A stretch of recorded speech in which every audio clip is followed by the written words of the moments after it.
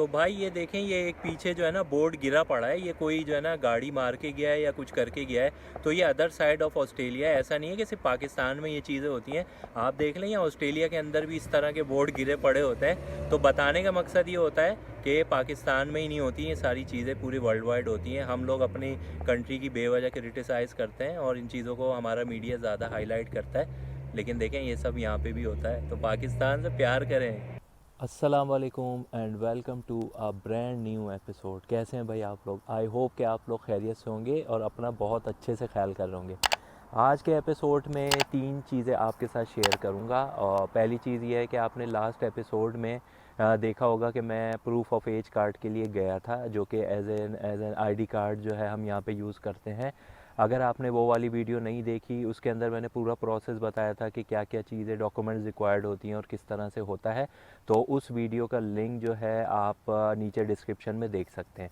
तो वो मेरा कार्ड आ चुका है। दूसरी चीज़ आइल्स के बारे में बताएंगे। मैंने एक इससे पहले वीडियो जो डाली थी उसका भी लिंक जो है वो नीचे डिस्क्रिप्शन में है।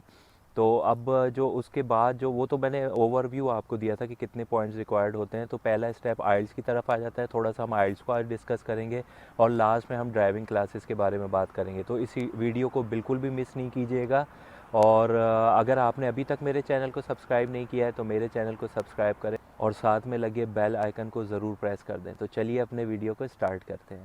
तो भाई आज के एपिसोड में जैसे कि मैंने आपको बताया था इंट्रो में भी, हम प्रूफ ऑफ एज कार्ड की बात करेंगे। लास्ट एपिसोड में जिसका लिंक मैंने अभी डिस्क्रिप्शन में डाल दिया है, तो उसमें आप जाके देख सकते हैं उसके क्या क्या स्टेप्स थे। लेकिन उन लोगों के लिए मैं बताता चलूँ जो कि न्यू हैं कि प्रूफ ऑफ एज कार्ड यहाँ ऑस्ट्रेलिया में होता क्या है। Proof of age card as an ID के तौर पे यूज़ करते हैं। जैसे पाकिस्तान में CNIC होता है, तो आपको जो है जब आप ट्रैवलिंग करते हैं या कहीं आप जाते आते हैं तो आईडी के तौर पे आपको पासपोर्ट या अपना वीज़े की कॉपी नहीं रखनी होती।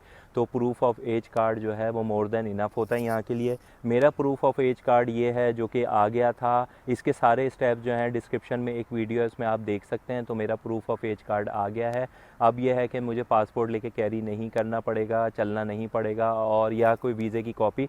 बस ये मैं कार्ड उनको दिखाऊंगा और इनके डेटाबेस में मेरी सारी एंट्री होगी। इसके ऊपर आपका क्लाइंट नंबर होता है।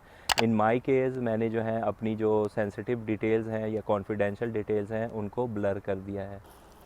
ये देखें पीछे जो आपको हिल्स नज़र आ रहे हैं, ये बिल्कुल इस्लामाबाद की तरह से ये एरिया लगता है। और यहाँ पे ये साउथ ऑस्ट्रेलिया के अंदर एक एरिया है जिसको कहते हैं कैम्पबेल टाउन।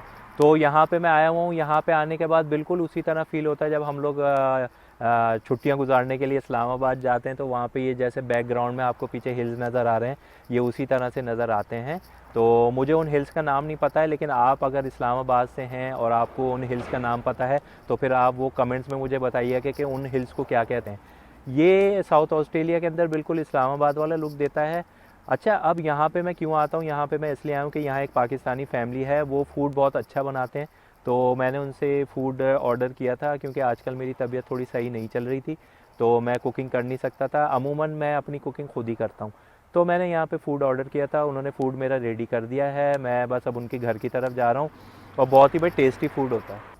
ऑस्ट्रेलियन इमिग्रेशन के अंदर मैंने जिस वीडियो का डिस्क्रिप्शन में लिंक डाला है उसमें सिर्फ मैंने आपको हाई लेवल इन्फॉर्मेशन दी थी कि आपको कितने पॉइंट्स रिक्वायर्ड होते हैं। लेकिन ऑस्ट्रेलियन इमिग्रेशन में, और आई थिंक जो कि मेरा पर्सनल एक्सपीरियंस है या ओपिनियन है, उसमें किसी भी कंट्री की इमिग्रेशन के लिए आपको आइल्स जो है वो सबसे पहला स्टेप काउंट होता है। तो सबसे पहले आपको आइल्स के लिए प्रिपेयर करना पड़ता है। अब इसके अंदर मैंने आपको याद होगा 2 क्लासेस बताई थी वीज़े की। लेकिन अगर आप इस पे न्यू हैं और फर्स्ट टाइम ये वीडियो देख रहे हैं तो मैं आपको बताऊं कि यहाँ पे वीज़े की 2 क्लासेस होती हैं ऑस्ट्रेलियन इमिग्रेशन में। एक 189 होती है और एक 90 होती है। 189 उन लोगों के लिए होती है जिनके पॉइंट्स जो हैं वो मोर देन इनफ होते हैं, मिनिमम 65 पॉइंट्स रिक्वायर्ड होते हैं और वो आइल्स वगैरह बड़े अच्छे से निकाल लेते हैं, ये उनके लिए होता है। लेकिन ऐसे स्टूडेंट भी होते हैं या ऐसे लोग भी होते हैं जिनकी पॉइंट्स इतने नहीं आ रहे होते। वो डिपेंड करता है, उसी वीडियो में आप देख लें, एज के ऊपर या आपकी क्वालिफ़िकेशन या वर्किंग एक्सपीरियंस के ऊपर। अगर आप पासिंग मार्क्स भी नहीं ले पा रहे हैं तो फिर आप, और आइल्स भी नहीं ले पा रहे हैं, आइल्स में मतलब कि अगर आपके हर मॉड्यूल में 6 बैंड आते हैं तो उसमें आपको 0 पॉइंट मिलता है। ये मैंने आपको बताया था उस वीडियो के अंदर। लेकिन अगर आपको क्या नाम देखें, आइल्स तो चाहिए ही चाहिए, आप चाहे पॉइंट क्वालिफाई करें या ना करें, आपको आइल्स चाहिए। मिनिमम 6 बैंड का जो है आपको चारों मॉड्यूल में आपके पास 6 बैंड होंगे तो आप इमिग्रेशन के लिए अप्लाई कर सकते हैं। ये छोड़ दें कि उसमें पॉइंट्स मिलते हैं या नहीं मिलते, पॉइंट्स बिल्कुल नहीं मिलते। हाँ, अगर आपको पॉइंट्स क्वालिफाई करने तो फिर आपको जो आइल्स के चारों मॉड्यूल हैं, लिसनिंग, रीडिंग, राइटिंग, स्पीकिंग, उसमें आपको मिनिमम 7 बैंड ईच चाहिए होंगे तो फिर आप 10 पॉइंट्स के लिए क्वालिफाई कर सकते हैं।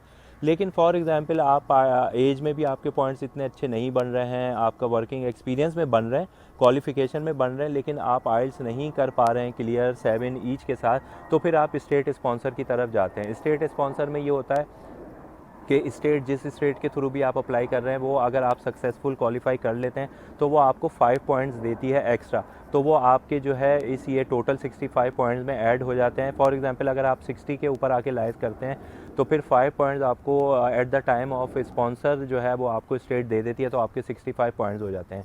अच्छा, मैं इसीलिए प्रेफर करूँगा कि आप स्टेट स्पॉन्सर की तरफ जाएँ। उसकी वजह यह है कि एक तो प्रोसेस बहुत फास्ट है, फास्ट इस सेंस में जितना मैं तेज़ बोल रहा हूँ इतना फास्ट है अच्छा, प्रोसेस बहुत फास्ट है, वो इस तरह से फास्ट है कि भाई आपको 6 से 7 मंथ के अंदर आप ऑस्ट्रेलिया के अंदर लैंड कर जाते हैं।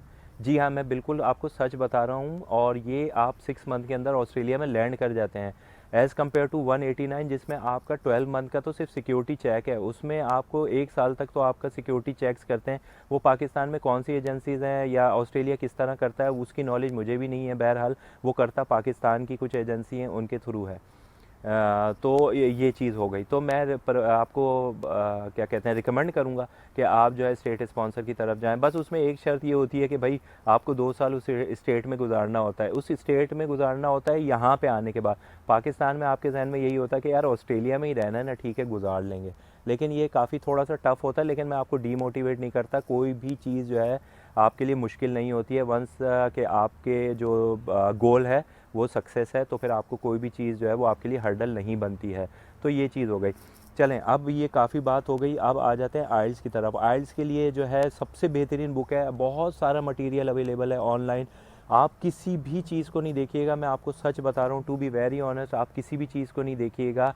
आपको मैं एक बुक रिकमेंड कर रहा हूँ, उसका नाम है ace the IELTS, general module के लिए होती है। अच्छा, आइल्स के अंदर भी 2 मॉड्यूल होते हैं, एकेडमिक भी होता है, जनरल भी होता है, लेकिन इमिग्रेशन के लिए आपको जो है जनरल मॉड्यूल चाहिए होता है। तो फिर आप जो है जनरल मॉड्यूल की तरफ जाएं। उस बुक का नाम जो है मैंने डिस्क्रिप्शन में डाल दिया है, एज द आइल्स होता है। आपने कुछ भी नहीं करना है। आप समझें आप ऑस्ट्रेलियन इमिग्रेशन के लिए अप्लाई कर रहे हैं तो सबसे पहला स्टेप आइल्स का है। आइल्स में आपको मटेरियल लाखों बुक्स मिलेंगी, लेकिन आपको मैं फिर रिकमेंड करूँगा, जितनी बुक्स में आप जाएंगे आप कंफ्यूज होते रहेंगे। मेरा ये पर्सनल एक्सपीरियंस है और मैं आपको वही चीज़ें आपके साथ शेयर करूँगा जो आपके लिए बेनिफिशियल हों। आपको बुक का नाम जो है वो मैंने डिस्क्रिप्शन में दे दिया है, ace the IELTS. General module के लिए आपने जाना है, उस बुक को खोल के बैठ जाना है। बहुत छोटी सी बुक है, आपने सिर्फ उसको थॉरोली रीड करना है, केयरफुली रीड करना है। उसमें चारों मॉड्यूल जो लिसनिंग, रीडिंग, राइटिंग, स्पीकिंग है उसके बारे में आपको दिया गया। आपने सारी टिप्स जो दी हुई हैं उसको जो है, मैं फिर बता रहा हूँ, बहुत बड़ी बुक नहीं है, बहुत छोटी बुक है। आपके लिए हार्डली 1 घंटा भी बहुत है, मोर देन इनफ है, उसमें आप जो उसको पूरा कंप्लीट कर लेंगे। तो आपने उस बुक को पहले रीड करना है और उसमें सारी टिप्स हैं। जब वो आप टिप्स पढ़ लेंगे, आपके जहन में बैठ जाएंगी कि हर सेक्शन को कितने कितने टाइम देने हैं, उसके बाद फिर मैं आपको बताऊंगा कि आपने कहाँ से जो है टेस्ट अटैम्प्ट करने हैं और फिर आपने असेस करना है कि आप उन टिप्स को यूज़ करते हुए कितना बैंड लेके आ रहे हैं। तो ये था आज का छोटा सा व्लॉग। आई होप कि आपको पसंद आया होगा। अगर आपको पसंद आया तो मेरे चैनल को सब्सक्राइब करें और साथ में लगे बेल आइकन को ज़रूर प्रेस कर दें। तो मेरी नेक्स्ट वीडियो को देखना नहीं भूलिएगा, फिर मैं आपको उसमें बताऊंगा कि आपने टेस्ट कौन सी बुक से अटैम्प्ट करने हैं। लेकिन फिर मैं आपको जाते जाते बताता चलूँ कि इस बुक को थॉरोली रीड कीजिएगा, ऐसी जगह पर बैठ के जहाँ पर सुकून हो और आप फुल कंसंट्रेशन के साथ उस बुक को पढ़ सकें। फिर मिलते हैं अगले किसी एपिसोड में अगली किसी इन्फॉर्मेशन के साथ। वो इन्फॉर्मेशन रिलेट करेगी इसी एपिसोड से कि आपको टेस्ट किस बुक से अटेम्प्ट करने हैं। तो अगर फिर भी आपको मैं एक ऑप्शन छोड़ के जा रहा हूँ आपके पास, अगर आपको ऑस्ट्रेलियन इमिग्रेशन से रिलेटेड कोई भी क्वेश्चन हो 189 और 190 से रिगार्डिंग, तो आप जो है मुझे कमेंट्स बॉक्स के थ्रू मुझसे कोई भी क्वेश्चन कर सकते हैं। लेकिन मैं फिर आपको रिकमेंड करूँगा कि आप मुझे इंस्टाग्राम पे फॉलो करें। आपके राइट पे या लेफ़्ट पे अभी मेरा इंस्टाग्राम का लिंक आ रहा होगा, तो आप मुझे इंस्टाग्राम पे फॉलो करें, वहाँ पे आप मुझसे चिट चैट भी करें। और जो है आपके इमिग्रेशन से रिलेटेड कोई भी क्वेश्चन हो आप मुझसे वहाँ करें, मैं आपको बहुत रैपिडली जो है ना उसका रिस्पॉन्स करूँगा आपके क्वेश्चन का। अपना बहुत सारा ख्याल रखिएगा और अगले एपिसोड तक के लिए मुझे इजाज़त दीजिएगा। अल्लाह हाफिज़।